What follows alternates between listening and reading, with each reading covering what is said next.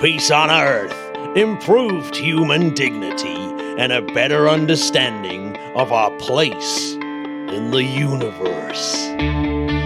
The Interplanetary Podcast, the exploration of space for the benefit of all humankind. Your hosts here in England, Matthew Russell and Chris Carney.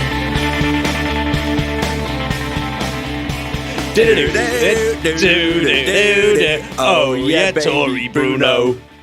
I'm getting the hang of that bit, I'm starting to, I'm still bumbling the name a little bit.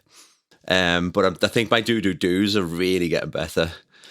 I think your do-do-dos are on point. It's quite hard though, isn't it? Because I'm hearing you a fraction late and you're hearing me a fraction late. So the timing's very difficult. It is. But somehow I think in the wonder of the edit that you do, it's going to be all okay. It will be all okay. That was the quote was a brilliant tweet by Tory Bruno, possibly my favourite of all the rocket men, the rocket builders out there. Yeah. He just seems to be so nice and so cool, Tory Bruno. I'm going to say that he's cool as. Yeah. Someone asked him, "What is the purpose of being successful in space?" And that was his answer, which, although it seems slightly over the top, I like. No, I think it's succinct and beautiful as a tweet should be if it's done well. But yeah, just there's no more to say in that. That's literally why we do it. I mean, when I first looked at it, I thought that Javelin rocket technologies were actually being sarcastic, but they actually genuinely want to know. Yeah, that was a bit weird, wasn't it? But this episode's odd because we're recording on the 18th of September. Yep. And also it's going out on the 18th of September because we're rushing. Yes, we're not Russian. Yeah, we're rushing. We're not Russian. No, we're not pesky Ruskies. No. Can we still say that? Is that no? We didn't establish whether we could or not last week. And I haven't done the most basic research to find out either. So 18th of September, 1980. Yes, Arnaldo Tomeo Mendes. Fantastic. Went to space in a Soyuz 38. What country do you think he was from? I think he may be from Cuba. Cuba. Indeed, the first Cuban in space. I wonder if he had a cigar. I was thinking that exact same thing. He smoked the first Cuban in space as well. No, he couldn't do that, could he? The first person with a Havana in his mouth, in his gob. We're not stereotyping here at all. No. Just say that he was salsering into the rocket, and he drove in some really posh 1950s car. Oh yeah, they're beautiful. Them. Also on the 18th of September is another first. Mm-hmm. So an Iranian who flew to space. Do you know who that is? Also on a Soyuz. Anousheh Ansari, of course, is related to the family and the Ansari X Prize. So yes. Yeah, I really like Anousheh Ansari. It's good to follow on Twitter. Yes. 18th of September also is the very first photograph of Earth and the Moon together by Voyager 1. It's a wonderful a way of solidifying our feeling of insignificance, seeing something like that, isn't it? That's the beauty of it. It's kind of like the pale blue dot sort of thing, but it's so remote. Wow. That's us. Yeah, that is us. Well, it goes back to the Tory Bruno quote, doesn't it? Yeah. It helps us better understand our place in the universe. Yes. Excellent. And sort of puts us into perspective, doesn't it? Absolutely. Yeah. But the one that I really wanted to do was a Space Legend of the Week. Week. Born on the 18th of September again. Mm-hmm. Or if you were to use the old style Russian calendar, he's actually born on the 5th of September, like Freddie Mercury. That's confusing. But no, he's born on the 18th of September. Mm-hmm. Victor Ambartsumian. Ooh. Now, I've never heard of this chap, but clearly I should have heard of him. He's clearly an absolute legend. Victor Ambartsumian, born in Tiflis.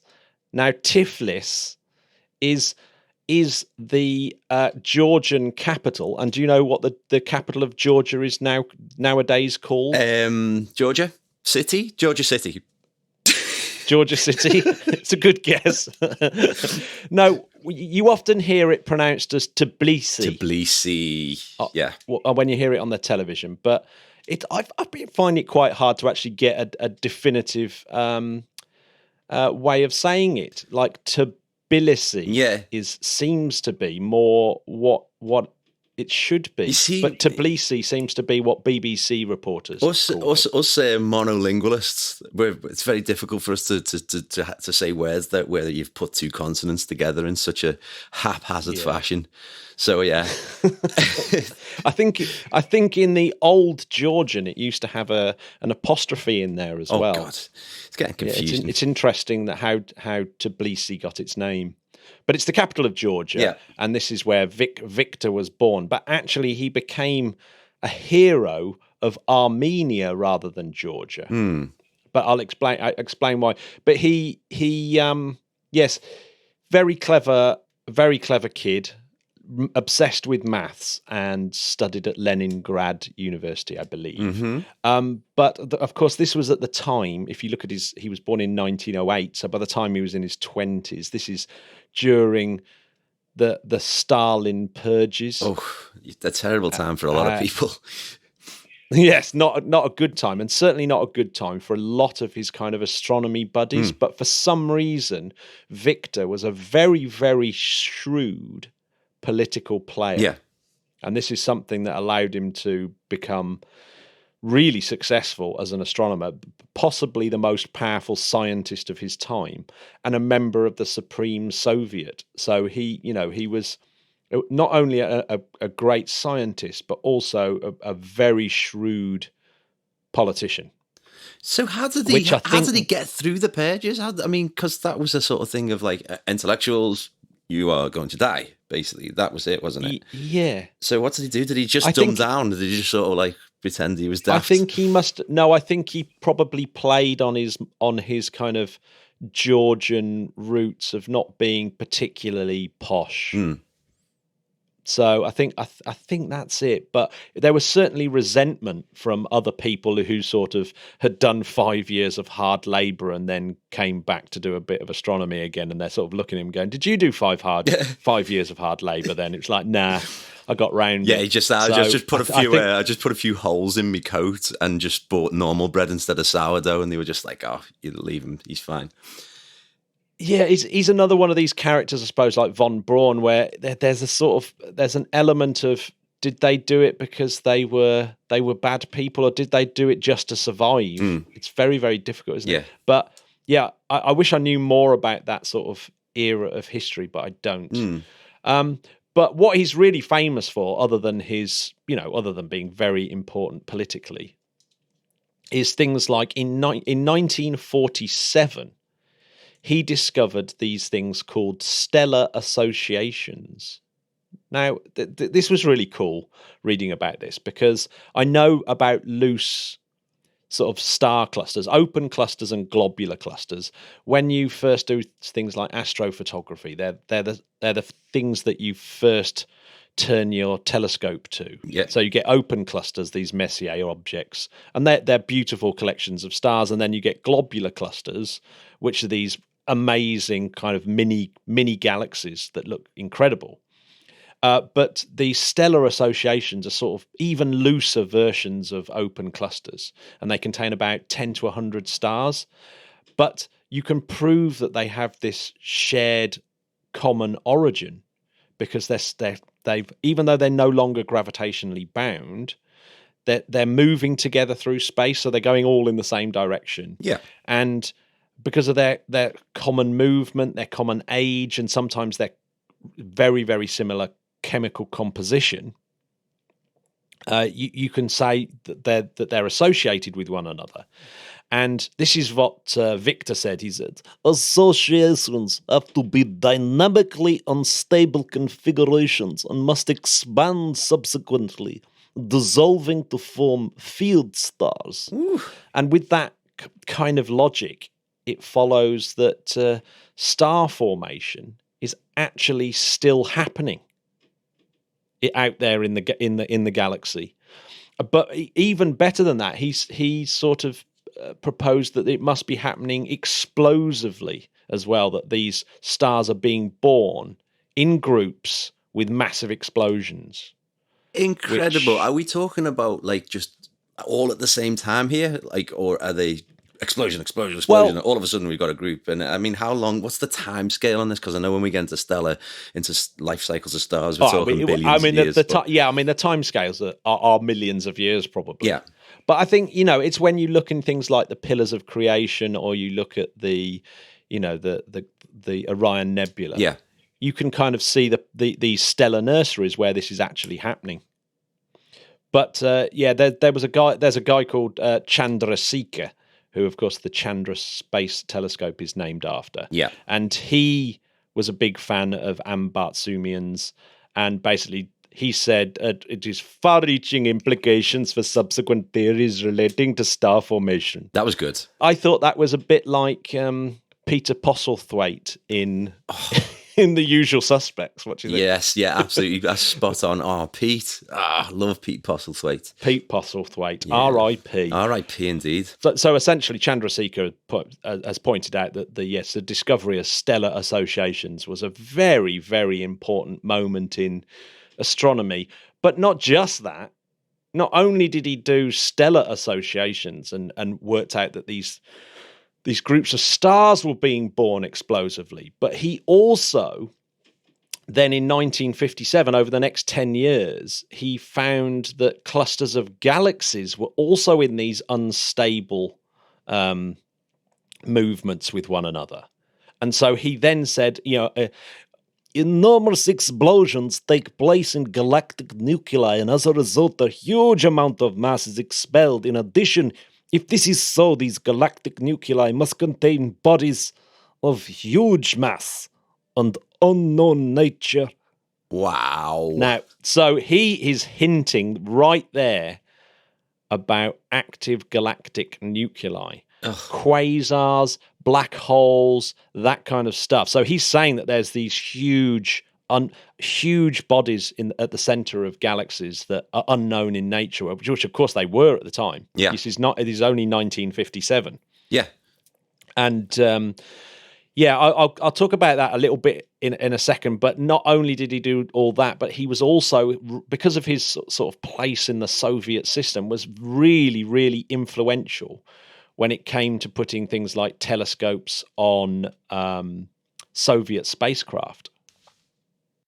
So he's really put so much groundwork in there for what we know now. The building blocks of what we know now about space and about galaxies, and he's basically an astrophysics giant, perhaps the most important of the Soviet astrophysics giants. But what's really interesting is that his entire life really is set in that Soviet era.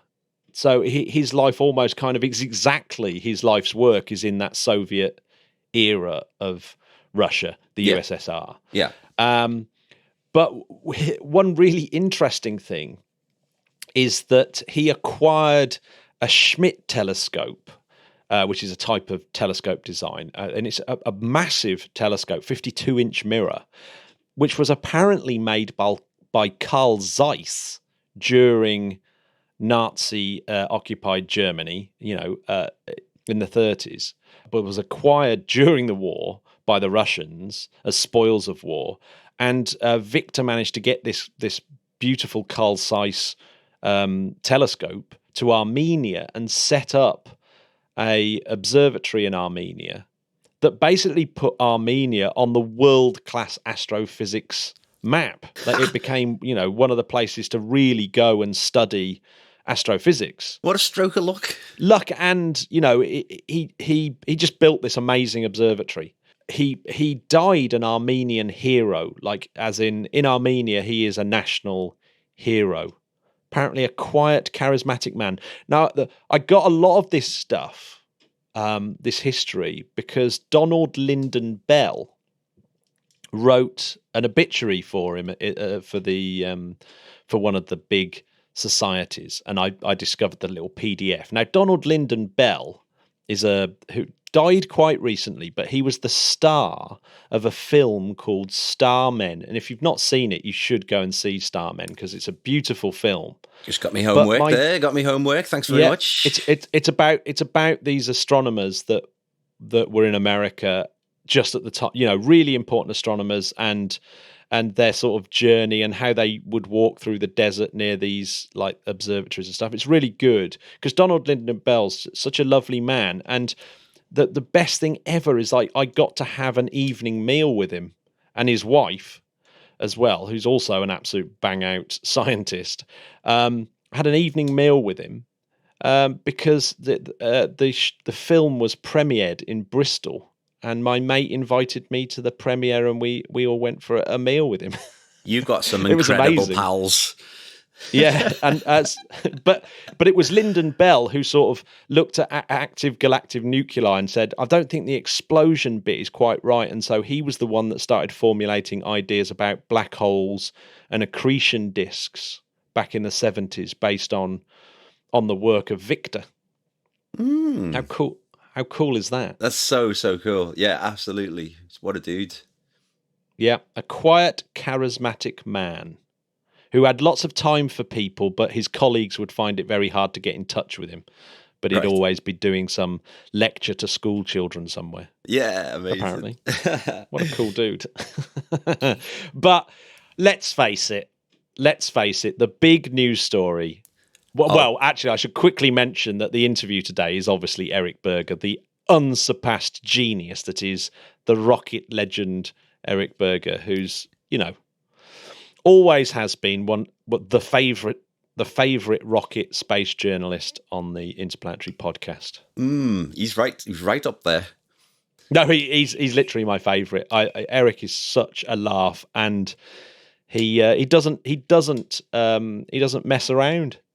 As you'll see in the interview, it's quite candid. Right, okay. Straight to the point. It's really good. I don't like people who beat around the bush. This is great. Yeah, he definitely doesn't beat around the bush. I wish I'd been a little bit more on my A game, but I'd just got off another interview with next week's guest, and so my mind was blown, as you'll see next week. Yeah. Yeah. You kind of like back-to-back interviews, like Hugh Grant in Notting Hill.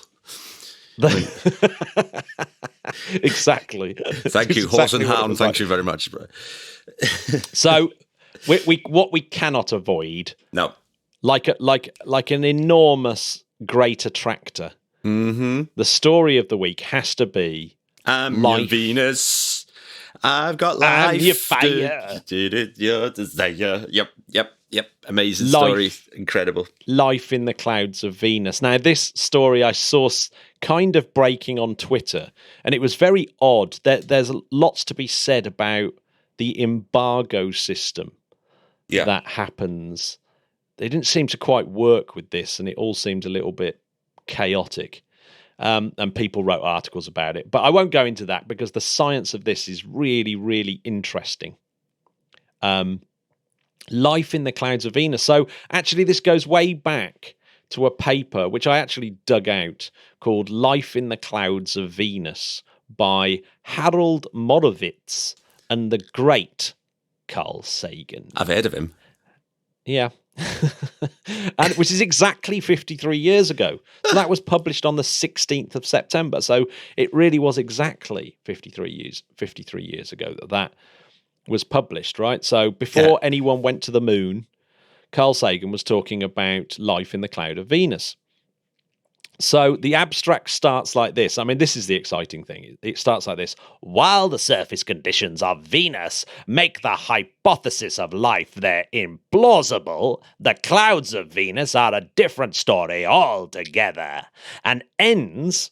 And so I did it again. I went through. I love it when you do that. Yeah, and ends with the phrase... It is by no means difficult to imagine an indigenous biology in the clouds of Venus. What follows is one such speculation.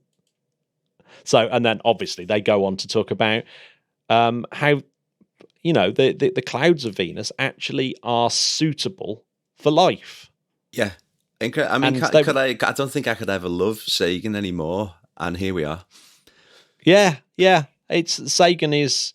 Sagan was born in the same year as my dad, and Yuri Gagarin as well. Oh, Yuri Gagarin, my dad, and Carl Sagan. Amazing. And Gene Cernan.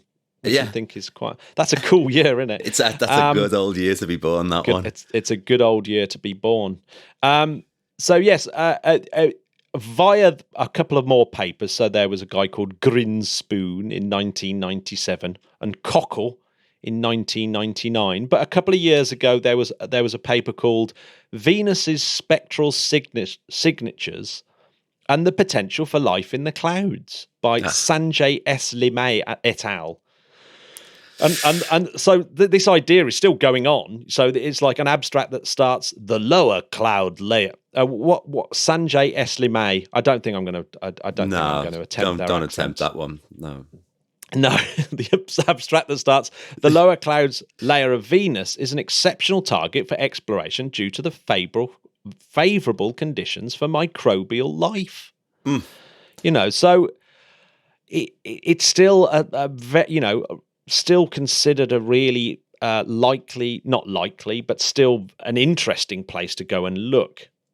So the question really should be, why haven't we been more excited about this before? Yeah, it's always been there. It's surfacing now or going into the public realm a lot more. And I think that's maybe because people don't take the time to read these things. But you would have thought that the press would have jumped on those and said, there's life in the clouds. But the story's always Mars, which is essentially a pretty hostile place with virtually no atmosphere and really irradiated, etc., etc. Yeah. But I know Venus is obviously an absolute hot hellhole. It's no Barbados. It's no Barbados. It's no Devon coastline. It's none of these things. It's no Lake District. No, certainly not. That's no holiday. That's no holiday. It's no Lake Garda. It's not northern Norway. No. It's none of these places. It's none of these places. But we have actually spoke about this before about, why are we obsessed with going to Mars when actually we could go to Venus. So this most recent paper is by Jane S. Greaves et al. Phosphine gas in the cloud decks of Venus. Now, I have to say, I got very excited when this started breaking because I made a few Facebook tweets. I didn't do anything on the Interplanetary podcast Twitter because I thought, I've got to remain professional. But on my own personal account, I'd got super excited. You've gone bonkers on that one. I'd gone bonkers, got super excited. But, obviously, this is more direct evidence of phosphine gas and not direct evidence of life. Right. But saying that, there was a paper right at the beginning of the year in January 2020. Remember that time when life was simple and wasn't completely crazy, when we thought 2020 would be normal? Remember that? Yeah, I remember that. Yeah, I was like, it was 54 years ago, wasn't it? Right. January 2020, a paper came out by Clara Sousa Silva et al. Called Phosphine as a biosignature gas in exoplanet atmospheres. And it very explicitly says, on Earth, pH3 is associated with anaerobic ecosystems, and as such, it is a potential biosignature gas in anoxic exoplanets, in other words, planets with no oxygen in the atmosphere. Phosphine is a promising biosignature gas, as it is no known abiotic false positives on terrestrial planets from any source that could generate the high fluxes required for detection. Now, so that's, it's very explicit that so far they found no mechanism that would create phosphine on a terrestrial planet. Because we make it here. Is that right? Well, yes, we do make it here. It was used as a poisonous gas, of course, and it's the byproduct of the silicon industry, I believe. But it gets made in the guts of things like penguins, and so penguin poo contains quite a bit of phosphine. Right. But So, someone's already, this isn't come out of nowhere. Someone's already suggested that phosphine is a really good place to look for, for a biosignature. But what's incredible, imagine you were going to go on a safari and you... Okay, hang on. Okay, I'm going on safari. Just wait. Do I get one of those hats? The ones you get one of those. You get one of those hard hats. Yeah. Can I have a blunderbuss? Blunderbuss? No, that's very politically incorrect. Going out shooting safari stuff. Sorry, I thought I was doing it in the past. Okay, carry on. No, you're doing it in the present. Imagine you're going out on safari and you've bought yourself a nice camera. Okay. And you think, right, I've got this beautiful camera. I'm going to try it out in my back garden and just make sure it's working and, get used to the controls and stuff. And you go out in your back garden, take a few snaps. And on the camera roll, there is a wild elephant or a big cat or something like that already. That's a bit like this, I think. Yeah. Where they've gone, well, let's try this technique out on Venus. And so let's see what we can do. And so they pointed... Jane Greaves pointed these very large telescopes, the James Clerk Maxwell telescope, the JCMT in Hawaii, and then again the Atacama Large Millimeter Array, ALMA Observatory in Chile. One of my favorites. They pointed both of those at Venus and detected the spectral signature of phosphine in the atmosphere.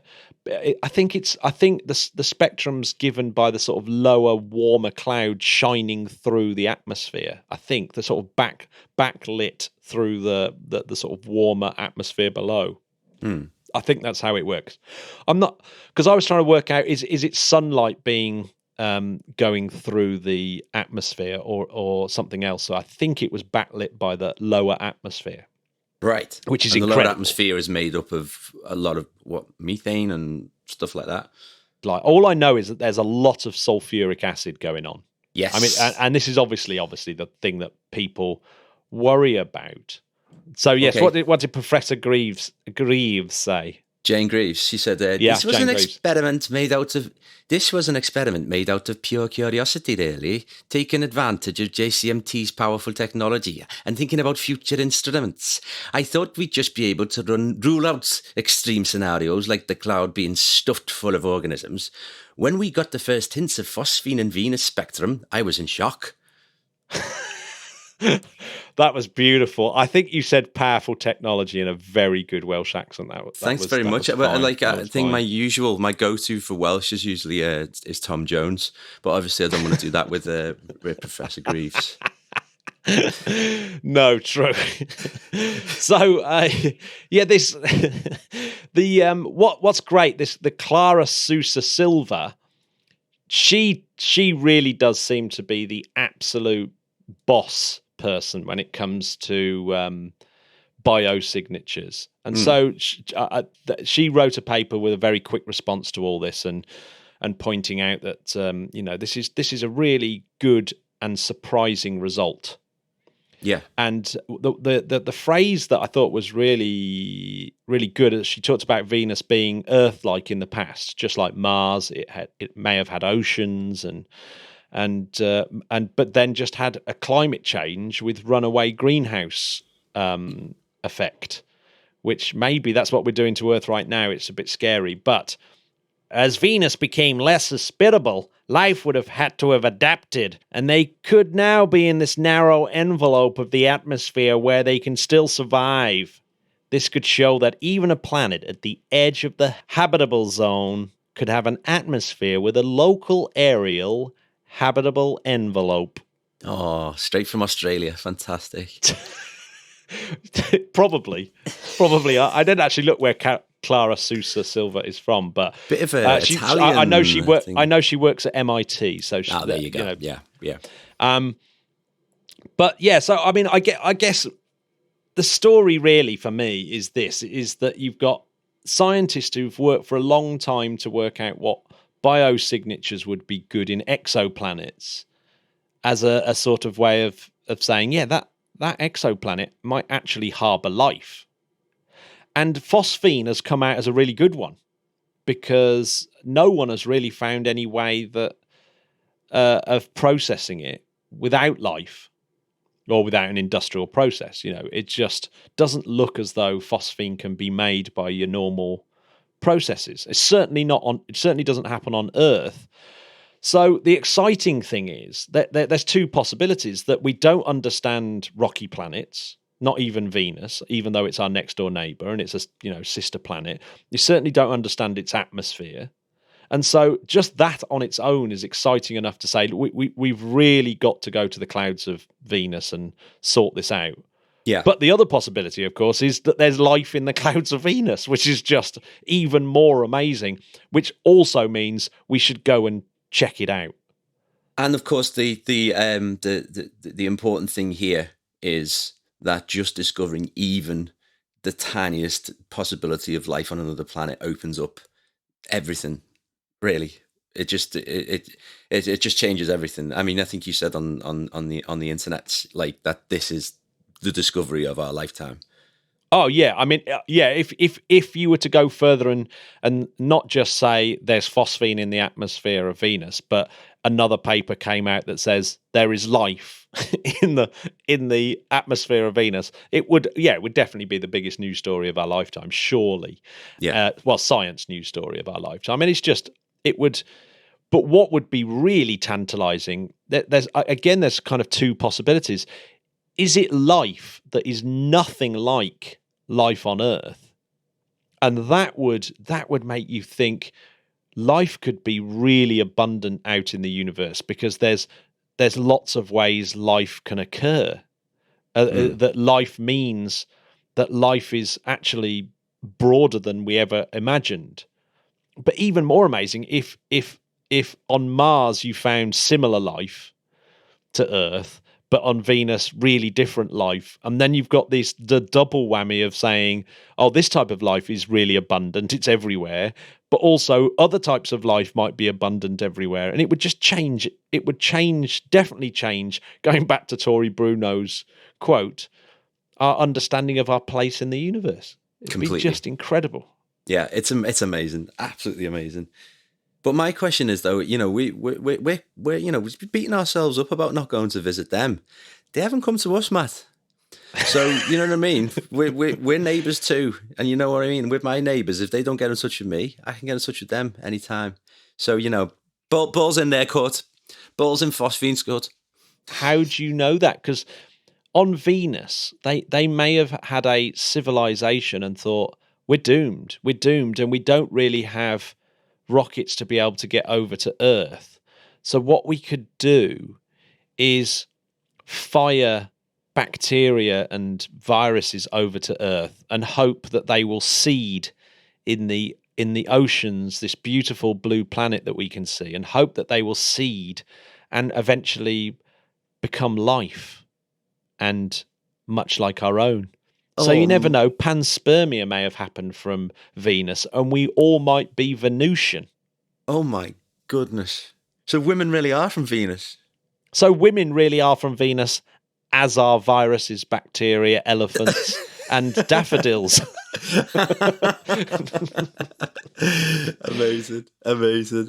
It does mean, I would think, that Venus will be put very much back on the map now as a kind of destination. I mean, how exciting is it that we could pop over to Venus? And that there's a few missions in the pipeline.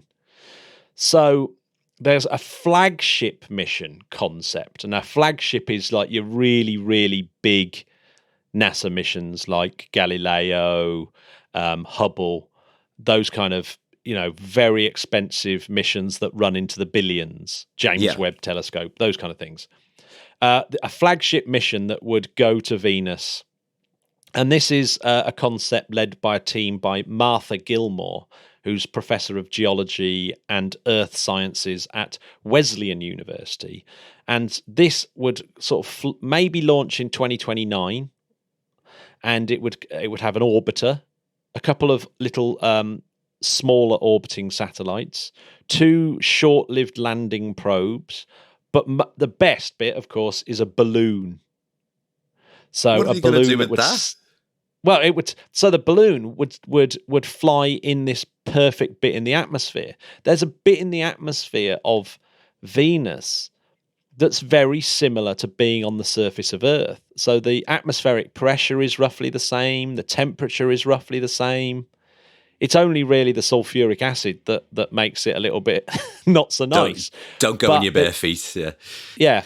But you could actually, sit inside a space capsule in a balloon in the atmosphere without a spacesuit on, as long as you're able to breathe, oxygen, you'd be fine. Wow. So a balloon is a really good idea. I mean, I don't know how technologically feasible it is to get a balloon out into the atmosphere, but it's certainly something that they're working on. And so, this it would cost about $2 billion. This thing, so that's a bargain. That is, I have to say, if it finds life, it clearly is an absolute bargain. But there's already a couple of missions in the lower down Discovery style program, which are cheaper NASA missions. When I say cheaper, obviously they're tens of millions of dollars, like to do. Aldi missions. But there was one called Da Vinci and another one called Veritas, and both those missions are Discovery style missions that lost out to Psyche and I can't remember the name of the other one, the one that's going to look at the Trojan asteroids, and Psyche, which is going to look at the asteroid Psyche. It lost out to these two, lost out to those two, but they get another chance of selection in 2021, which I think is pretty good timing.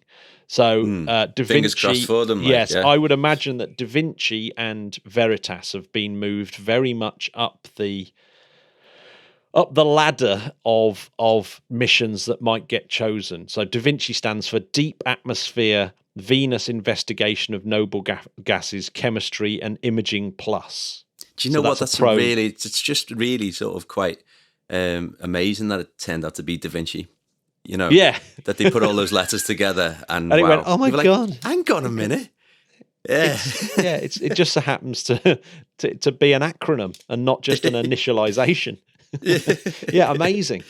Yeah. So that would be the first probe since 1986. And that probe in 86 is the one that, it just went and like sort of just, it melted, didn't it? And that was that. Yeah, but the Russians have been, in fact, Rogozin, I think this week was saying that Venus was the Russian planet. It's like hands off, Venus is Russian, because they're the ones that have done most of the science there, which is to some extent true, that they landed the Venera probes on the surface. But then there's been the Magellan probe and Venus Express, and at the moment the Japanese Akatsuki, which is got really late to Venus, because as it tried to go into Venus's orbit, it went wrong.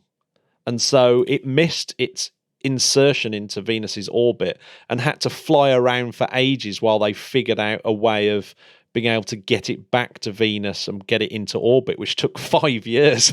So it arrived I know it's but it's an incredible story. The Akatsuki story of getting it back into orbit is really, really cool, because it's very patient Japanese rocket scientists. But they've got it in there. So Akatsuki is at the moment the one that's out there doing the Venus thing.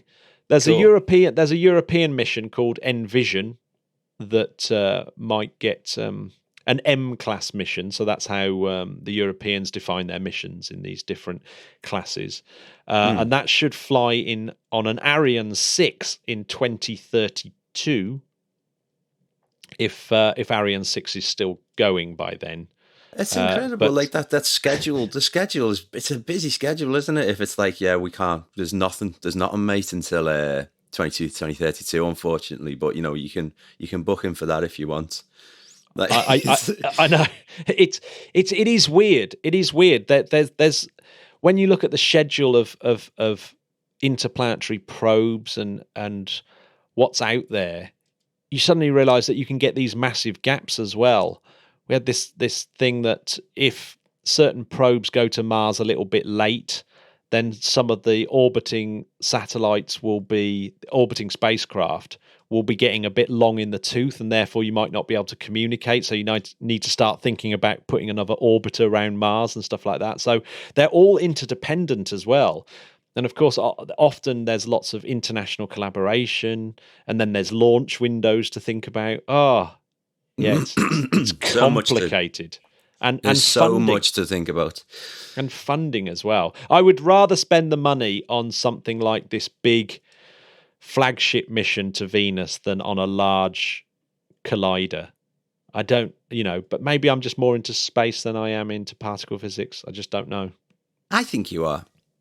Yeah, maybe. I think you're slightly biased on this, but maybe I I'm agree. slightly biased. But I think the general public would want to know that there was life.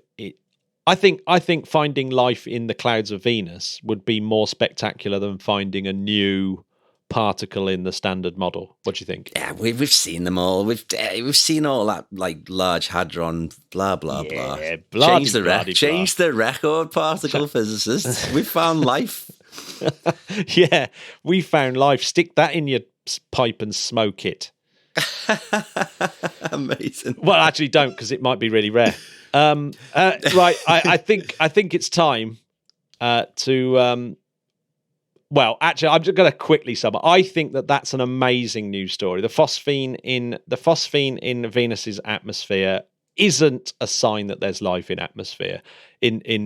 atmosphere of Venus, but it is a very, very interesting and special find nonetheless. Absolutely, totally agree. Right. Do you want to listen to my interview with the incomparable Eric Berger? Of course I do. Come on. Hey, Cootie. The Interplanetary podcast, putting the ace back into space. So we're back with Eric Berger. Welcome back to the show, Eric. Thrilled to be back, Matt. Thanks for having me on.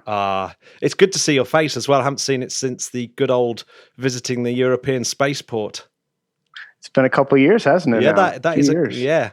Well, this year I'm almost going to write 2020 off as a year, so I think it's a year because it's just gone ridiculous. So you've survived the hurricane. Yes. Hurricane Laura was a truly powerful storm. For a time, it looked like there was a pretty good chance it was going to come up toward Houston. I live about 3 or 4 miles from Johnson Space Center, and so it would have done, had it made landfall in the right spot instead of 120 miles up the coast, it would have caused serious devastation to the Houston community. Houston is actually the largest U.S. city. It's the 4th largest city in the country, but the largest city that's really vulnerable to hurricanes. So on the Gulf Coast and on kind of the East Coast. So it was really a close call. And as I say, if it hit Houston, it would have had a serious impact on Johnson Space Center. Well, to expect anything other than misery in 2020, I think, is a mistake at this point. Yeah, no, absolutely. So that brings us nicely onto my very first question, which is your predictions of what happens in the because we've got a big American election coming up, and what happens both ways if Trump gets in or Trump doesn't get in. How does that affect all these things like NASA, Artemis, Jim Bridenstine, all these sort of things? It's becoming really interesting. Right. So I'm glad to see we're staying on the topic of misery with the upcoming election. So first of all, let me just preface by saying that none of this is set in stone, but just from talking to a number of people, sort of this is my sense of what is likely to happen. So at this point, it appears unlikely that Trump will win re-election. I think the best sort of estimates are about a 1 in 4, 1 in 5 chance. So still, a reasonable chance, but not particularly high. What I have heard is that if he is reelected, Jim Bridenstine, who by most estimates, and certainly by mine, has done a really credible job as the NASA administrator. He's not been divisive like a lot of Trump's appointees to other agencies or positions. He's not been political at all. He's not tried to undermine or sabotage the agency or change its sort of essence. He really has come in and tried to fortify the agency give it a bold goal of landing on the moon by 2024, tried to take programs like the Space Launch System rocket and kind of kick it in the butt to get it moving, but also recognized the value of commercial space and really pushed to, instead of, he always says this, and it's exactly what he's doing. He doesn't want NASA to be the only customer. He wants NASA to be one of many customers. So he recognizes the potential of commercial space to offer more frequent, lower cost access to space to get more things and people into space. And so he's really, I think, done a nice job of balancing all of that in a very difficult environment. My understanding is that if Trump is reelected, most likely he would be gone, not by his choice, but because there is some political pressure to replace him. A guy named Jeff DeWitt, I don't know if you've heard of him or know of him. He was the chief financial officer for a couple of years for NASA under the Trump administration. He's a politician from Arizona. And then about a year ago now, maybe 8 or 9 months ago, it was back at the beginning of this year, he left NASA to go back to Arizona. And then a couple of months ago, he came back and now has a fairly senior role in the Trump campaign. What my sources tell me is that he and Bridenstine do not see eye to eye, and that he would probably help affect a replacement of Bridenstine. And it's hard for me to see the Trump administration finding someone better than Jim for the job. And my sense would be that they would find someone much worse, sort of seeking to politicize the agency. I mean, you hear a lot of rhetoric, not from Bridenstine generally, but from the president and from other people at the Republican National Convention about how, we saved NASA and, we're going to send humans to Mars, very soon, which, as you know, and your listeners, most of them know, is nonsense. There is no NASA plan or architecture to get humans to Mars anytime soon. They're going to struggle mightily to get humans to the moon by the late 2020s. I think they could get there, but they have some challenges ahead of them. So that's they probably would bring in someone who long on rhetoric and short on substance. And Bridenstine has had enough substance that he's actually gotten some things done. So that would be my concern about Trump being reelected with regard to space. If Biden is elected, my sense is that, the Artemis program really makes a lot of sense in terms of it gives NASA something to do in the near term. And by that, I mean over the next decade. It's achievable. It allows for a cross-section of industry to participate. There's an on-ramp for international partners, and it meets some geopolitical aims of just sort of establishing a presence on the moon before China gets there. So I don't see a big shift away from Artemis if Biden is elected. I could see some changes, like the 2024 date goes away because that's seen as a political date. And it probably is a political date, but it also is a date that does give the program some urgency. But they could back off and just say mid-2020s or late 2020s or not even put a date on it. They may come in and look at the sort of the high costs and the delays of the Space Launch System rocket and make some changes there, although I'm not sure there'd be the political will to do that. And under that scenario, almost certainly Bridenstine would be gone as well. They'd want to bring in their own administrator to sort of shake things up. But I don't think we'd see. There was some concern maybe a year ago that someone may come in and just turn NASA into an Earth science agency and really pivot away from doing anything in deep space with humans. At this point, I find that highly unlikely. That's my sense of how the election would shake things up. So it's neither scenario is particularly good news for Jim Bridenstine fans, then, is it really? Again, sort of caveating this with nothing is set in stone. I would not see him being the administrator of NASA a year from now, and yeah, that is bad news because I think he's been a great administrator for NASA.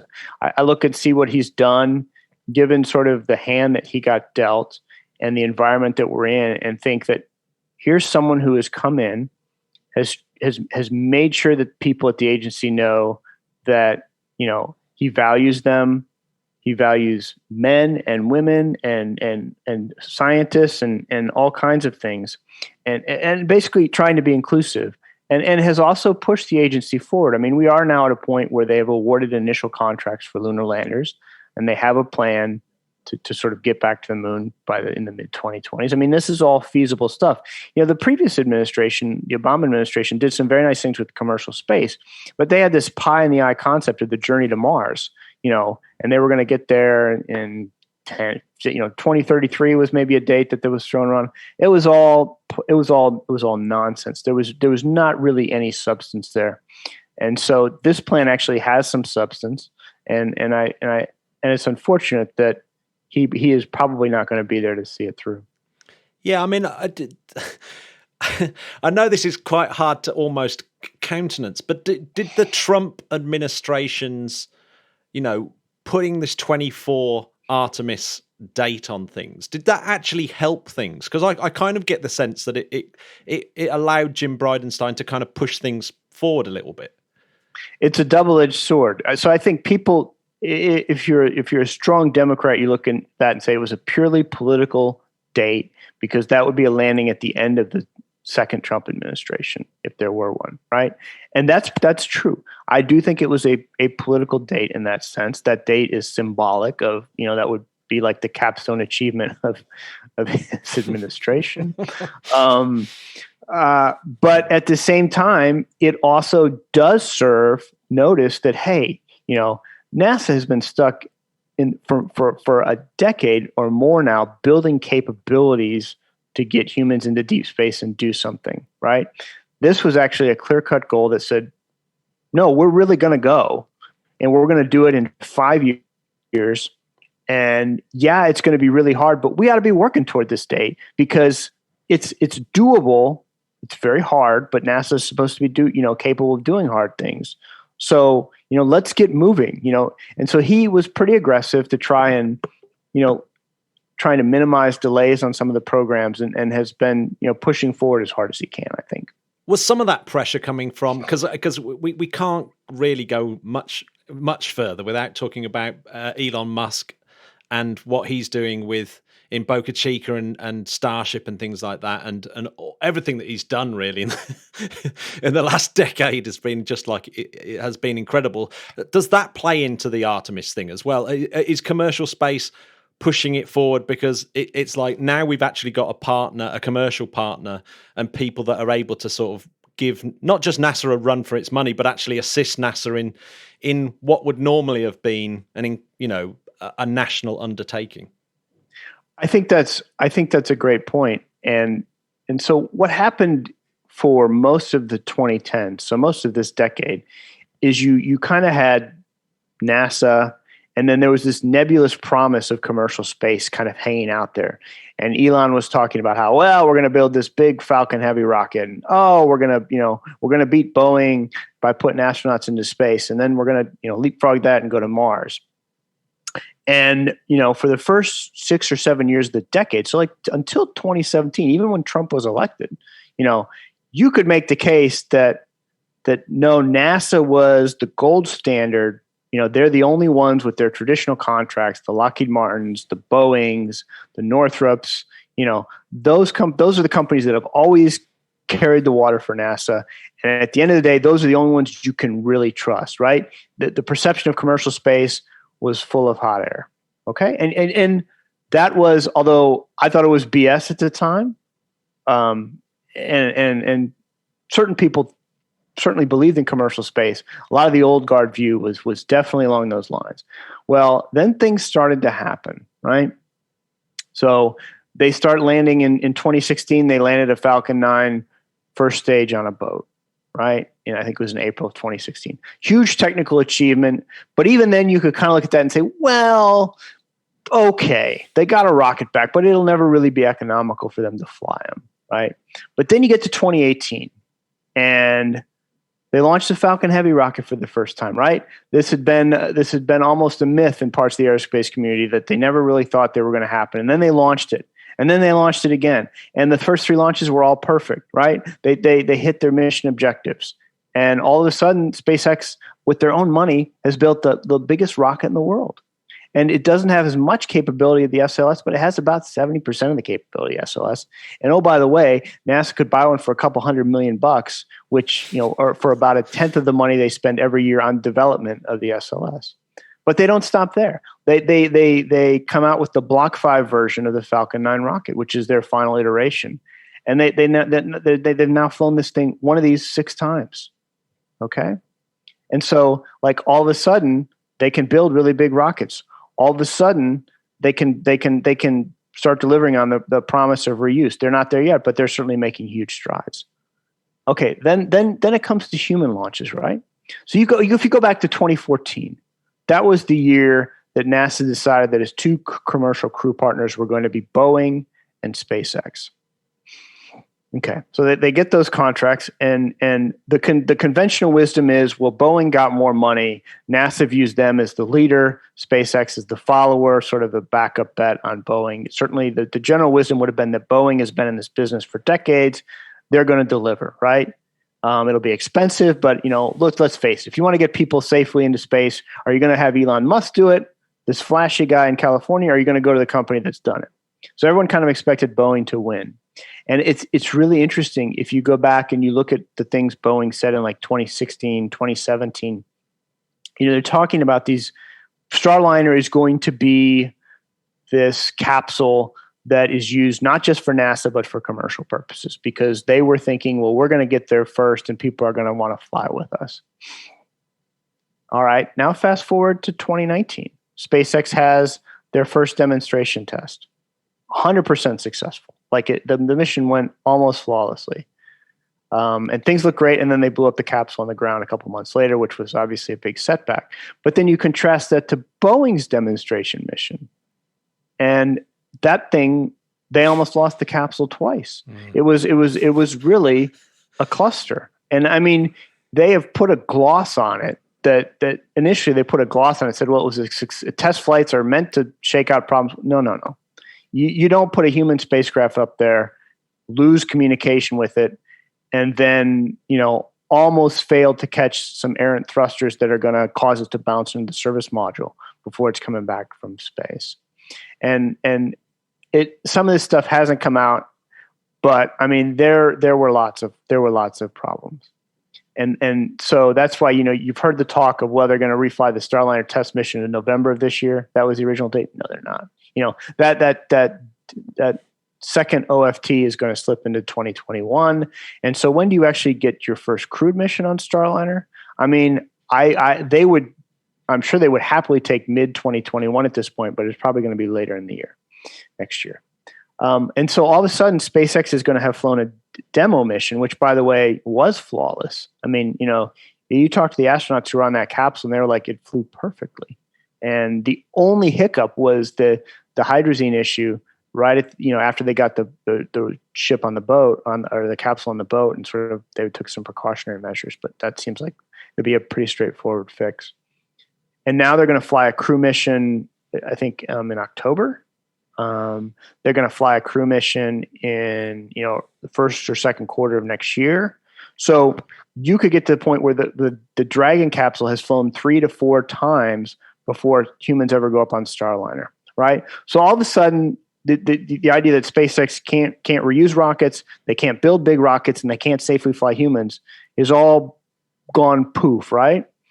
And oh, by the way, their capsule is not only ready for commercial flight, it costs 60% of what Boeing is going to charge. So you no longer hear about Boeing doing commercial flights. All of that discussion is now about SpaceX doing commercial flights. They're going to fly Tom Cruise to the space station to film a movie. They're a partner for Axiom. They're a partner with these other companies. Like all of that is shifted, and that's because SpaceX has been able to do what people didn't think they would do. And there's actually really, really fascinating interview. And I know this is not directly related to your initial question, but Tory Bruno gave an interview to a Denver publication, and he talked about because Vulcan is Tory Bruno is the chief at United Launch Alliance, and they're building the Vulcan rocket to replace the Atlas V rocket. And originally, Starliner is going to launch on the Atlas V rocket because Boeing owns half of United Launch Alliance, and so it makes sense to put that. They're not going to fly on the Falcon 9, obviously, because of the Boeing relationship with SpaceX. And it was assumed that at some point, because ULA is talking about flying Atlas V until 2024, 2025, and then switching entirely over to Vulcan because it has U.S.-made engines. not Russian-made engines. Bruno in that interview said they could fly LS-5 until 2028 for Starliner. And so that means maybe they're not even going to go to the effort to human rate Vulcan, because Boeing is only going to need to fly Starliner for the original 6 commercial crew missions, and they don't have other commercial missions. Because if they had other commercial missions, ULA would be more inclined to human rate the Vulcan rocket to get that flying Starliner. So that's a very long way of saying, whereas 5 or 6 years ago, commercial space was sort of still all hype, all sort of promises. Today, commercial space, and by commercial space, really in this sense, we mean SpaceX. Okay. SpaceX has delivered. Like, they're the ones that are getting NASA astronauts to the International Space Station. They're the ones that NASA has said, okay, we really need the Gateway delivered to the lunar orbit, and so they're probably going to put that on the Falcon Heavy. They're counting on SpaceX to deliver cargo to the Lunar Gateway. And so we are in the middle right now of seeing a transformation from the traditional providers to new space. And again, by that, at this point, we mean SpaceX, but other companies are presumably coming along as well. It's really a paradigm shift. And so Bridenstine one thing Bridenstine has done, he has recognized that, and he has embraced that to the extent that I think he politically can, and sort of and recognizes that that's the future. And so we're kind of in the middle of a transition to that future, I think. So who was that's brilliantly put. I mean, who have SpaceX pissed off the most? Is it Boeing or the Russians by being good? They've pissed off everybody. Everybody. They don't have many allies in aerospace because they don't have many suppliers, right? They're not buying their engines from somewhere else. They're not buying their second stages from somewhere else. They're not buying much of anything anymore because they're reusing all that, everything except the second stage now. They're building Starship out of steel, right? They're not, they're building their own engines for Starship. So they don't have like when you look at ULA, right? Who's the main competitor for SpaceX in this country? Who are their suppliers? They're buying their engines from Blue Origin. They're buying their solids from Aerojet. They're buying their payload fairings from RUAG. And so everybody has a vested interest in the success of ULA, right? Nobody has a vested interest in the success of SpaceX but SpaceX and NASA, frankly, and actually the Department of Defense. So it has allies. It has some allies at NASA, although it has some detractors there. It has allies at the Air Force because the Air Force has seen what they're doing. But across the rest of the aerospace spectrum, they share some common goals with Blue Origin, right? But they're not like allies. And then, of course, as you say, like they pissed off Russia because they're in the process of destroying their launch industry.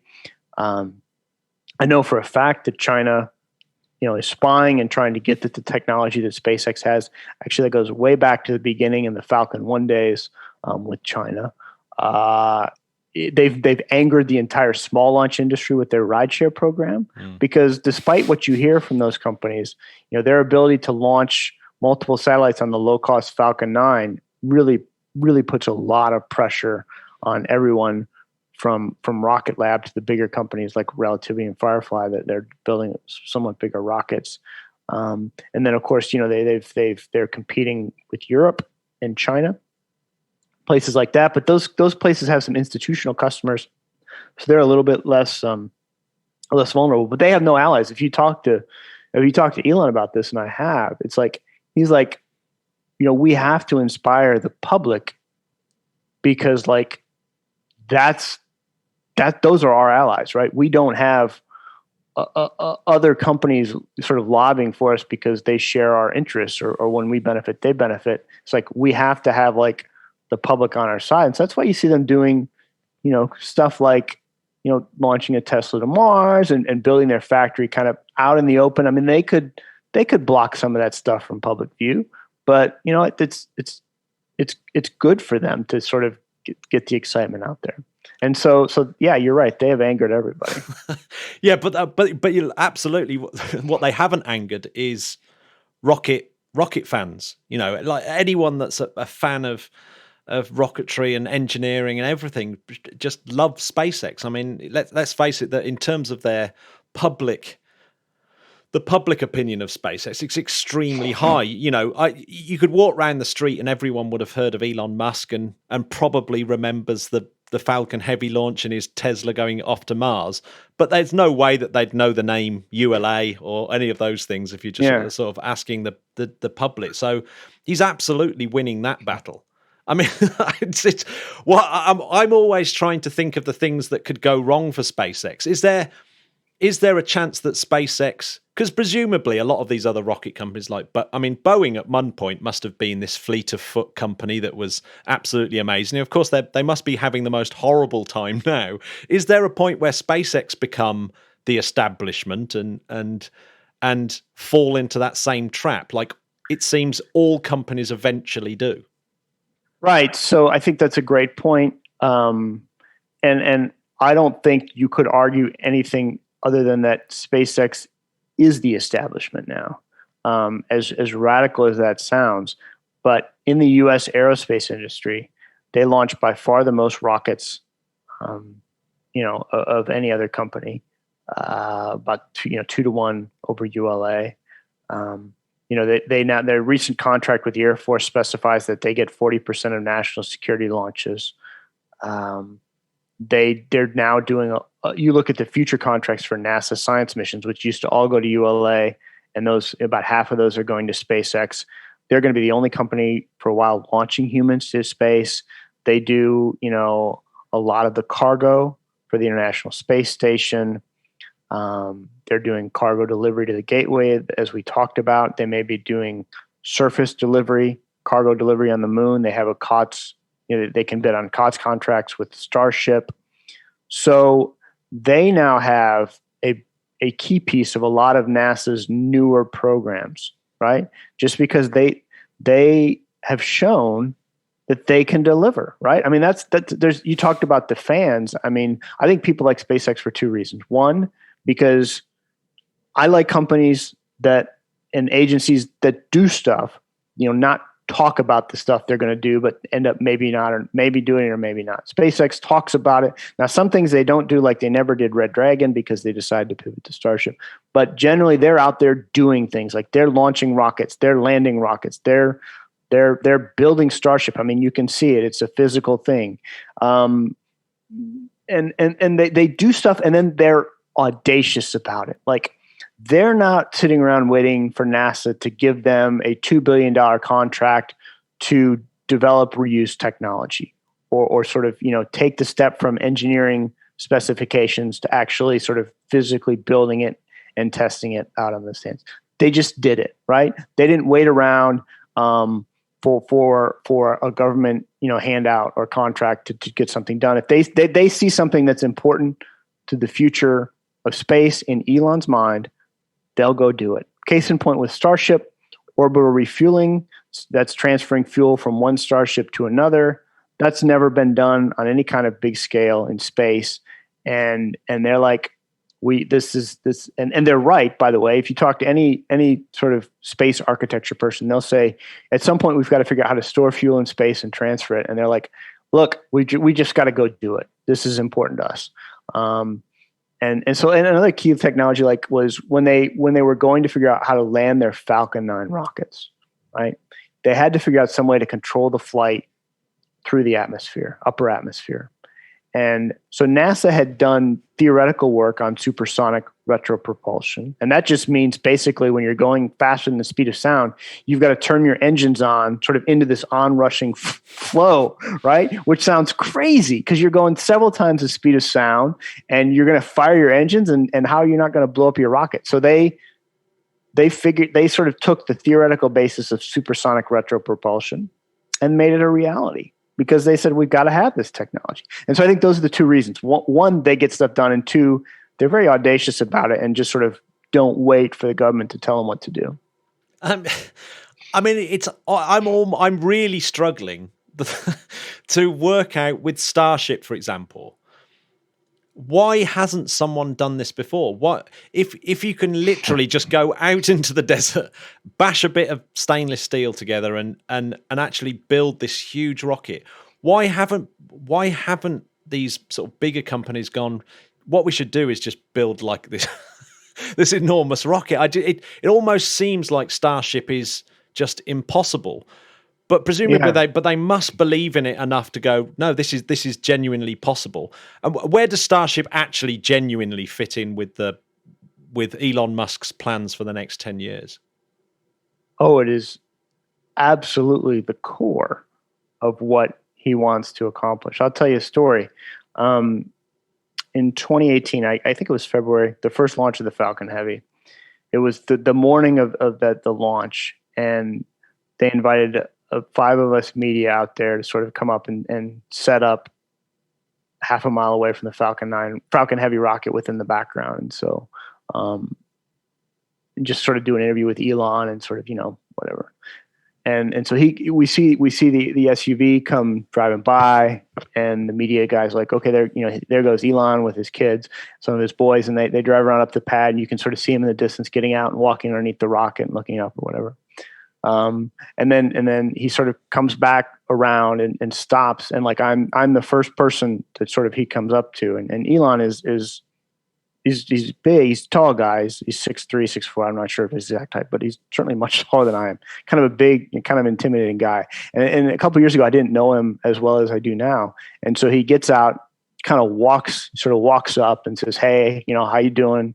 And I'm like, "Hey," and he sort of stops and looks off at the rocket in the distance. Now, this is the biggest, most powerful rocket in the world, okay? And it's not small, it's big. He says, it looks kind of small, doesn't it? and in my own mind, I'm thinking, was that a self-deprecating joke, or was he being serious? Because it's not small. It was a weird way to begin the interview. And then later, as I've sort of gotten to know him better, I realized that no, he was being serious, because in his mind, even back in 2018, he was already deep into the sort of planning of Starship. And that's where his mind was. And when you compare the Falcon Heavy to Starship and the Super Heavy rocket, as it's now known, it was still BFR then, I think. It does look small. So he was looking at that and sort of I think in his mind's eye, he had Starship stacked next to it and thinking, well, that's kind of a small rocket. So anyway, so the point is, like, even back in 2018, his mind was on Starship, and it's even more so. That you may look at Starship and you're entirely right to say, well, it's insane that they're building rockets out of rolls of steel on a dusty plain under tents in South Texas, where there's no aerospace industry to speak of at Boca Chica, and they've just sort of created one out of thin air. And you may look at that and think that's nuts, and you're right, it is nuts. And a lot of the aerospace industry looks at Starship and says that's nuts. But in Elon's mind, this is the way it's got to be done, and it's got to be done this way for 2 reasons. One, if you're really going to send millions of tons of material to Mars, which he thinks is important for a settlement, you've got to have hundreds of Starships. And they can't be cheap. They can't be expensive, because you can't build one every 2 years for $2 billion and launch it like a government rocket. You've got to build a lot of them for low cost, or you're never going to be able to carry out this vision. And so this is the only way in his mind that it can be done. Now, you were talking about earlier, well, why hasn't anyone ever done this before? And the reason for that is, when you look at what we launched in this country in the 60s, 70s, 80s, and 90s. I mean, in the 60s, it was humans, right? For the Mercury, Gemini, and Apollo program. And so you couldn't really fail. And then in the 70s and 80s, it was mostly military satellites. So again, you were really needing to have rockets that didn't fail. And especially with NASA, the spotlight is so bright on them that you cannot ask NASA to build the SLS Space Launch System rocket and then do a green run test, right? Which they're going to do later this year. So SpaceX, when it does these hops or whatever, is doing kind of a green run test, right? And they've blown up some of these rockets already, and that's okay. Everyone's like, well, it's an iterative design.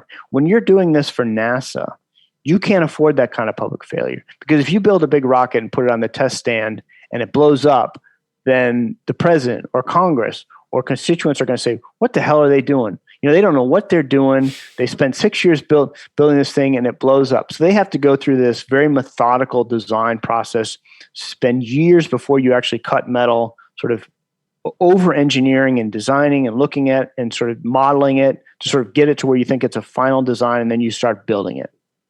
And so it's kind of different cultures. And a lot of that comes from Elon, who very famously years ago said, we can't afford to fail at SpaceX, and that's okay. And they're proving that with the Starship program, but it's completely different design philosophies. And when you're Elon Musk, you can afford to take risk. And when you're NASA, you're much more risk averse. Well, I mean, if Starship actually starts flying, and it has flown. It has flown. Yeah. I mean, if it becomes this.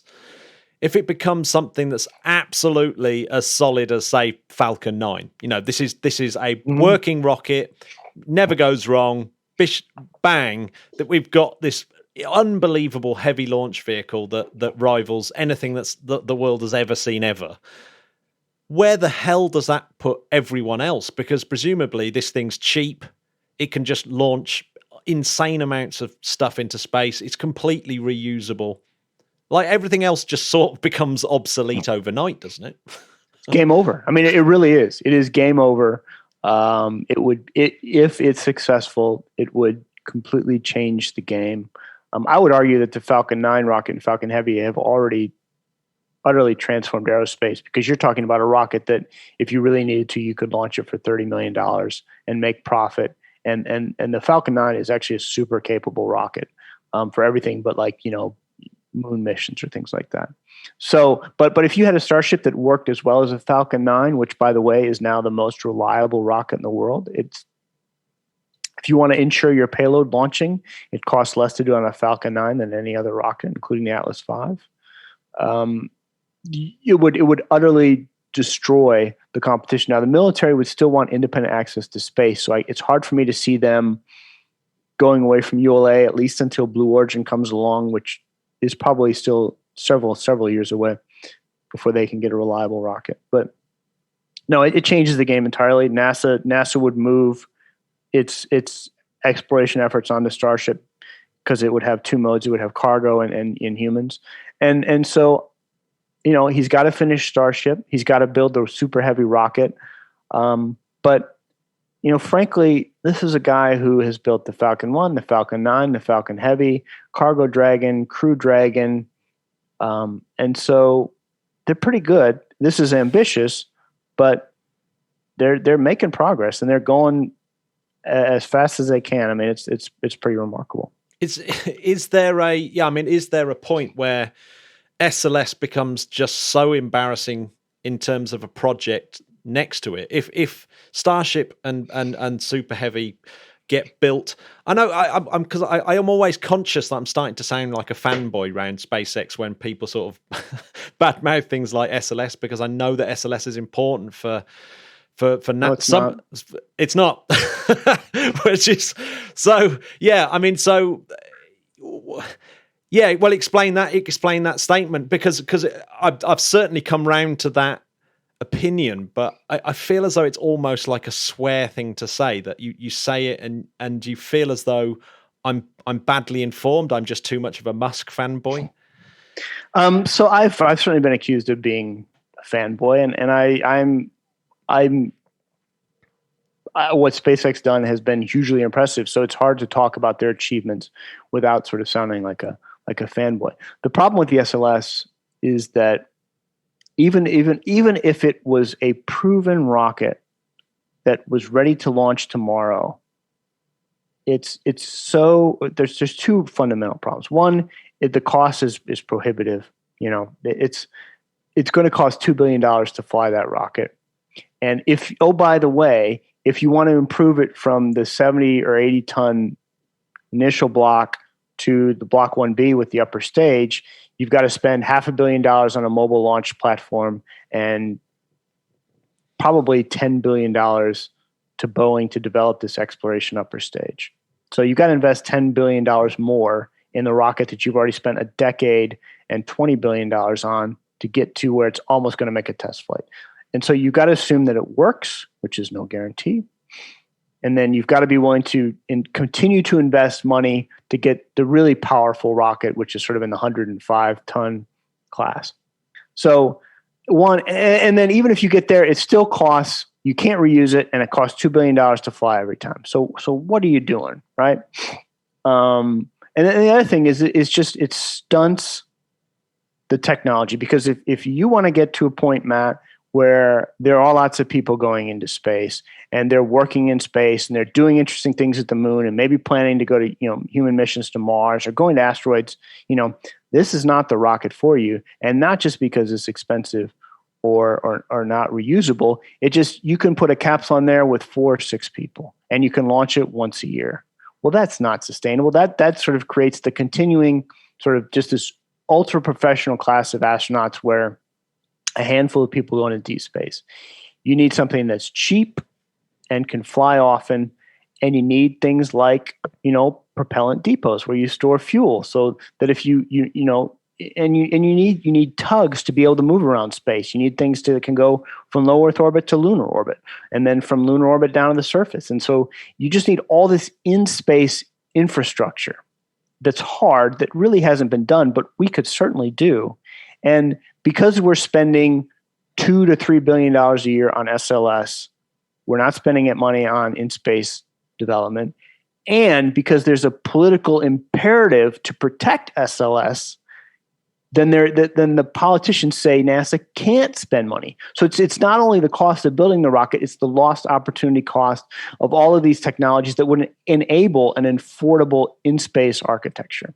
And so that's the real frustration that people like me, who would like to see us have a vibrant future in space, that's why I get sort of that's why I dislike the SLS, I guess is the way I would say it. Is the SLS like a sort of a scaredy cat's gambit almost? It's almost like it's so unambitious, because you're just saying, well, like you were saying earlier on, let's just trust all these contractors that we've trusted for years to build something that's solid and we know it will eventually work.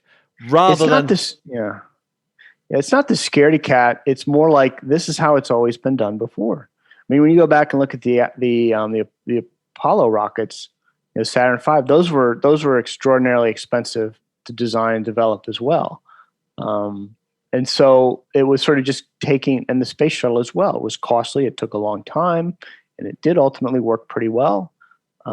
But the SLS was just sort of the next step. It kept the contractors that built the space shuttle involved in the space program. It sort of moved their shuttle contracts into SLS contracts, and so you kept your workforce engaged, which is what Congress wanted. And let's face it, in 2010 or 2011, SpaceX had only launched the Falcon 9 rocket a couple times, and they had blown up most of their Falcon 1 rockets, and so they were not the trustworthy company. Now, there were some plans that were set aside, not chosen, where ULA could have built a larger rocket.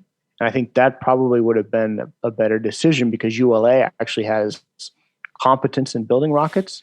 But that's not the way NASA or Congress decided to go. But it wasn't scaredy cat. It was just sort of to protect political interests, or to sort of satisfy political interests, and because that's the way it had always been done. Yeah, it seems so odd. It's it's a very American kind of way, isn't it? That's right. There are no traditionalists in Great Britain, are there? Well, no, you've got me there. Let's take a future, say 4 or 5 years time, where you have a reliable flying Starship. How does that change space exploration? Because presumably it changes space exploration absolutely radically. So I think it's a big assumption to say there will be a repeatable flying Starship in 4 to 5 years. I don't know what other technical hurdles they're gonna uncover, but I think within a decade, you probably have some kind of very low cost, very high power launch system. Maybe by a decade, they'll sort of have figured out the first step is to build Starship, just to prove. So the hardest part in all of this, in Elon's mind, is building a reusable second stage, because that's never been done before. So he's like, okay, we've got to solve that problem first. It's the hardest problem. And so, you've got all the issues of, you've got to bring propellant with you. And so they have it in the nose cone, and it's sort of all. So first step is building Starship. Then you've got to have something to launch it with. So you've got to build this rocket with 29 or 31 or 35 engines. I don't know. I think it's 35 Raptor engines, a huge beast. And he just tweeted this week that they're hoping to hop a prototype of that by October. Now, I don't think that's going to happen, but Wow. But they'll get there, because what they have done with these early Starship prototypes is sort of test out the critical plumbing. And so they're going to have to go from 1 to 35 inches, and that'll be hard, but they've already done that. They went from 1 Merlin on the Falcon 1 to 27 on the Falcon Heavy. So they can do it. Okay. It'll take some time. So his first step is build Starship. Second step, build Super Heavy. And then once you get that launch system worked out for cargo, then you take the step of sort of building a human Starship. And that's much more complicated. That's a bigger challenge. And I think initially they're going to start with like consumables before some kind of regenerative life support system. But anyway, he's still on step 1, but they're coming along. But if you get there and you have like a cargo Starship in 5 years, that just further pressures all these other launch providers. But I don't think I think the Falcon 9 is going to fly for a long time, because they've sort of had that down. But if you get to, being able to put 110 or 100 kilograms into low Earth orbit, for whatever price, I mean, that is revolutionary. But there just aren't that many customers right now with that need that much stuff in space. And so I think it's going to be more of a, you build it and then the customers will come, because that will sort of offer a radically new capability. Like, for example, if you had this huge payload fairing and the lift capacity, you could radically redesign the way you build spacecraft to go to other worlds, or telescopes, or all these other things. But I think it's still very much they have to prove that they can do it before that happens. Yeah, that is interesting. It's so we can segue over to Europe and our small rockets. An interesting question would be, why hasn't Elon decided to build a small sat launcher? Presumably that's quite telling in the philosophy of whether they work or not. So the reason is he did it with the Falcon 1, and this was, they finally flew that successfully in 2008, and there just weren't that many customers. And by the time he had gotten the Falcon 1 working, he had already received NASA contracts for cargo to the International Space Station. And so the lion's share of the company's funding at that point was coming from NASA. NASA's priority was getting a replacement for the shuttle to take cargo to the space station. Elon also knew in his mind that they would come for crew at some point. And so his mind was like, okay, we need a bigger rocket. And so that's why they shifted their focus to Falcon 9. They just dropped the Falcon 1 because they wanted to focus entirely on the Falcon 9. He saw that as the future of the company. But he has come back for the small sat market with the Falcon 9 rideshare. I mean, that clearly is using their existing technology to get to eat into that emerging market. Yeah, so you just don't need to have small rockets because you've got a big one, essentially. Right. I mean, why launch a Falcon 1 for 8 or 10 million when you can launch a Falcon 9 for 40 or 50 million and put 10 satellites on it? Yeah, I mean, is that bad news for a lot of the Electrons and all these other small sat? So here's my read on the small sat launch industry. It is bad news, right? I think there's probably room for one small sat launch company. So I'm thinking like 300 to 400 kilograms payload capacity. So Rocket Lab, basically. Like, I think it's going to be very hard for another purely commercial company to come along and supplant them, just because they're so far ahead, and they had the failure, but they have a pretty good success rate, and it seems like they're going in a good direction. I think in the United States there will be room for one company in the 1 ton capacity range, and so we're talking about Relativity, ABL Space Systems, Firefly. These are companies that are trying to sort of build a rocket in that class, and I think maybe one of those will be supportable. In Europe, as you said, I think there will be an opportunity for one commercial smaller micro launch company to succeed. And I don't know if that will be in Great Britain. There are actually a couple of really interesting companies in Germany that are also in that space. There's PLD Space in Spain. I follow, because I've got this Rocket Report newsletter. I follow a lot of the sort of the promotion coming out of spaceports in Scotland and England and all these places, and I think, wow, if one of these places is viable in 10 years, that'll be a really big win for the UK. So I like I said, so Europe is very interesting too, because they've got the Vega C rocket, right, which can do, what is it, 3 tons? Something 4 like tons? that, yeah. What's the payload capacity? So it's not small, but it's not, It's not micro, but it's small. But it's like $30 or $40 million a launch, right? And so that is not cost competitive with anything other than the Pegasus rocket, which is a dinosaur and is not cost competitive with anything here in the United States. And so, that has some institutional value, I think. But I do think there's room for like a 500 kilogram rocket in Europe. And I think there is some will within the European Union to support that. So like, I think whichever company gets there first and starts to show some Rocket Lab like success, then that company will start to get some institutional launches from Europe. And so I think there'll be one company that sort of wins that race. I don't know who it's going to be. It's going to be, and it's something I think that will be really fascinating for you to follow, because I think it'll be a pretty good race. It's going to be a bum fight for sure. It's going to be a bum fight. It will be a bum fight. That's a great way to put it. Yeah, I mean, I guess even for the actual launch site itself, if horizontal launch like Virgin Orbit, do they have a place, or is that almost like a technology that's been and gone? So they do have a place. I think they still have some real technical challenges to overcome at Virgin Orbit, but they do have a place, at least in the United States, because I know the U.S. military likes the idea of being able to have an airplane ready to go and rockets kind of that could be developed pretty quickly, like within a week or two. And like they could say, well, we've got to have this capability here. And so if Virgin Orbit could ever get to the place where its rocket was reliable and really could launch almost on demand, then the military would love that, because it would have a capability in a real dire emergency to get satellites into whatever orbit it wanted to very quickly. You didn't need a specific launch, infrastructure. So they're betting very heavily, I think. I don't see, and I love the folks at Virgin Orbit, but I don't see a viable pathway for them subsisting solely on commercial contracts or NASA contracts, because it's just they're too big of a company.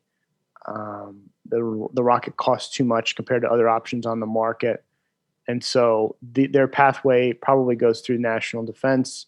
And if they can get their system to work, then I could see them sort of having some kind of a retainer or some kind of like ongoing guarantee of contracts from the military to keep them going. But they've got a ways to go. Yeah, which kind of their other sort of endeavor, the space tourism thing, it's not happening, is it? That this space tourism, every year we're sort of promised the first New Shepard or the first Virgin Galactic, but they're not happening. Where do you see that going? Where do you see is that going to be another big SpaceX win? So there's the SpaceX is not competing in the space that Virgin Galactic is, and the two companies should not be conflated in any way. So SpaceX is doing orbital tourism, which is requires much, much, much, much more energy and risk than suborbital tourism, which is what Virgin Galactic is talking about doing with its VSS Unity and other spacecraft. So I don't want to say too much about Virgin Galactic because they're a publicly traded company and have stock, and but let me just say that it's almost impossible for me to see them having some kind of viable commercial future. Because if you just start to look at the numbers of their expenses in their financial reports and then sort of block it out by, okay, the fixed cost for a single flight is this because they have to replace part of the engine after every flight, and all their overhead, how many flights a year would they have to do to break even? And the number is like very, very, very roughly on the order of 100. Okay, 100 of these flights a year. Maybe it's less than that, but probably not substantially. So I just look at that and I see, wouldn't it be wonderful if they could get there, because they really would open up sort of this overview experience to the masses. Having spent 15 years to get to the point where maybe they can do a commercial flight next year does not give me great confidence that they're going to reach that point before they run out of money. But at the same time, you look at their stock price, and the stock price is not betting on that. It's betting on suborbital point-to-point transport, or now a hypersonic travel plane. And again, I just look at sort of the development history and all the money, and I haven't added it up, but it's billions of dollars that have gone into the company and sort of their technology over the last 15 years. And it's very difficult for me to see them raising anywhere near the money needed to develop a suborbital point-to-point system, where you would take off from New Mexico and land in London, 90 minutes later. I mean, that is an order of magnitude more challenging than this plane, which kind of goes up and comes right back down. Because you're talking about a sustained flight, not for 3 to 6 minutes of weightlessness, but like for 90 minutes. And that's just a huge challenge technically. I'm not saying they can't do it. I'm just saying, again, it's a money issue. And I just don't think that they have the resources to get that done. So I'll say I'm skeptical about the future of Virgin Galactic, but certainly I'm rooting for them. Two questions that we always ask our guests that I don't think that you've ever answered is: do you have a space hero that you would bring back and say, yeah, look what's happening now? Who would you bring back as your big space hero? I mean, it has to be Neil Armstrong. I only briefly ever spoke to him, and never really got to know him like I did a lot of the other Apollo heroes. And what was always remarkable to me about him is that, he was for a time one of the most famous people in the world, but sort of never made it about himself. It was always about NASA and humanity's achievement, and just sort of that grace and courage, because he had a lot of interesting experiences in his life where he was really put at risk. I mean, that is just an impressive human being I would have liked to have known, for sure. Did you see the movie First Man? Is it Yes, First Man? First Man. And a lot of people didn't like it, but I loved it. I thought it was great. And I thought the scenes, the last 20 minutes or so where they were sort of filming coming down to the moon and landing on the moon were just outstanding. And actually the opening scene where he's flying the aircraft. X-15. Thank you. Gee, that's embarrassing. But I'm knackered. If you use a British word, I'm knackered as well. The opening scene of where he's flying the X-15, I talked to Joe Walker, who's the last living pilot of that sort of, and he was a consultant on the movie, but I talked to him, I was like, what was it really like? He's like, well, that's the closest I've ever seen it to on the film, but it was more dynamic than that. So I thought the film was fantastic. The flight sequences, the Gemini sequence, I thought it was all tremendous. But I know a lot of people didn't like it. I really liked it as a movie, and I thought it was a really good take on doing something like Neil Armstrong. But then I saw did you see the documentary about Neil Armstrong? I did not. No, I'll be perfectly honest with you. I have been Apollo'd out for a while. Yeah. It just was so much overload around the anniversary that I just sort of said, well, I've had my fill. Yep, yeah. The Armstrong movie was the last of my Apollo things that I did. Like I did get Apollo'd out. But yeah, it was very, very hard to the juxtaposition of those two things. The Armstrong sort of documentary felt like it was a very different person that was being portrayed. Was almost it more like hero worship or what? No, it wasn't. Not at all. It was this person had a little bit more of a the Armstrong in the documentary was a lot more humorous and serious, but humorous. Whereas the one in the film I thought was very sober. They were carrying this sadness with them at all times. It seemed that was the idea of the film that I got. But I actually loved both films. I thought they were really, really good. No, it's a great documentary if you ever get to once maybe in a few years. when the Apollo fatigue wears off. And then the last question that is have you got a song to add to our space playlist? Let me look it up. So there is a song, there's a playlist on Spotify called Synthwave Space or something that I sometimes listen to when I write to it. Let me find out. It's called Synthwave from Space. And there's a song on there. The only words on it are like audio from the space shuttle missions, a couple of space shuttle missions. And so like, it'll be sort of doing this weird spacey stuff. And I don't listen to a lot of electronic music, but like when I'm writing or something, sometimes I just like it sort of as a break and, so I can focus. And then like, so I was listening to it and then all of a sudden it's Dynatron, I think. All of a sudden, like I hear Charlie Bolden, like giving out these calls, like, and sort of talking about that experience. And it was so cool. And I actually asked him, I sent him the song. I said, Charlie, this is you, right? He's like, yeah. And anyway, that would be my space song because probably most of your people have never heard it. Space Operators. It is Space Operators. There we go. The chorus part's like just you'll hear a couple audios and it's just really cool. It's like you're kind of listening to the song and I kind of like it. And then like all of a sudden like there's this shuttle grounded or space to ground audio.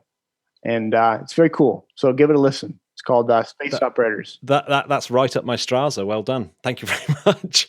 So I've just thought of one of your stories that I saw recently is about the Europa Clipper not going on SLS because it gets rocked to bits. What's going to happen with that? What is happening with that? Or is it just too contentious to call? It's too contentious to call. The scientists would like to go on the Falcon Heavy because they know that rocket would be available. The minimum wait time if they go on SLS is probably 2 years. They're going to have to, so they'd build the spacecraft and then put it in storage for 2 years, waiting for the SLS.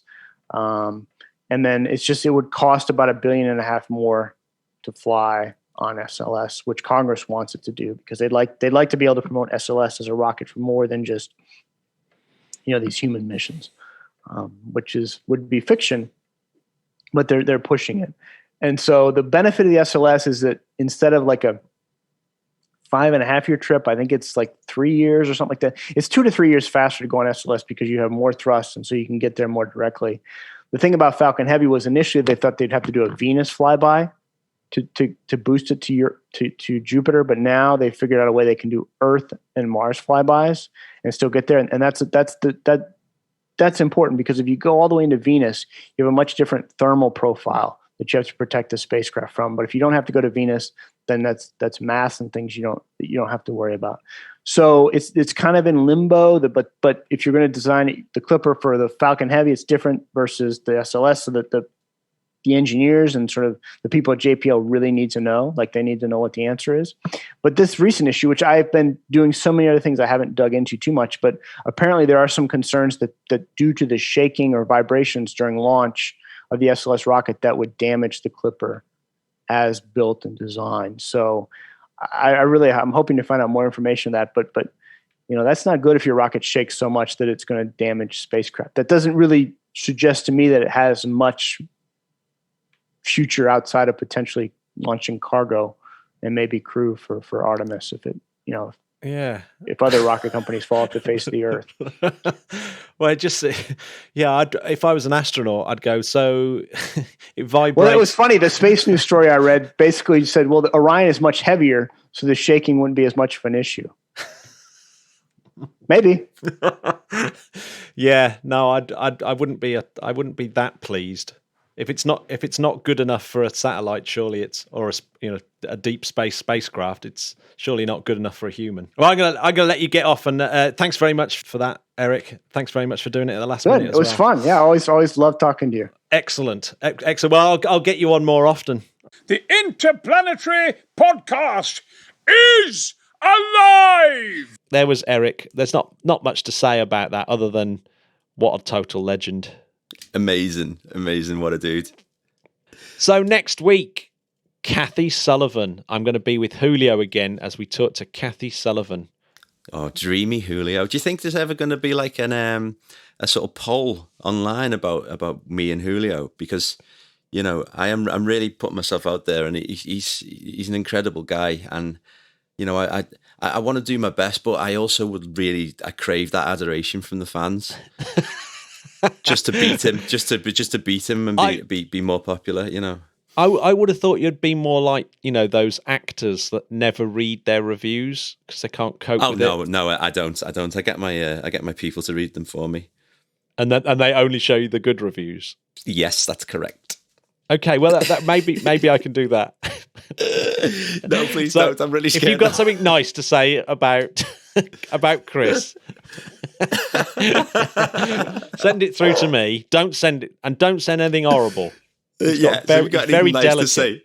It's very delicate. Nice to say about our needy guest host. But as ever, if you've enjoyed today's podcast, where can they go, Chris? Well, do you know what? If I was thinking that's been a really enjoyable podcast, and I switched on my computer machine and went to the interwebs, I'd probably go to interplanetary.org.uk.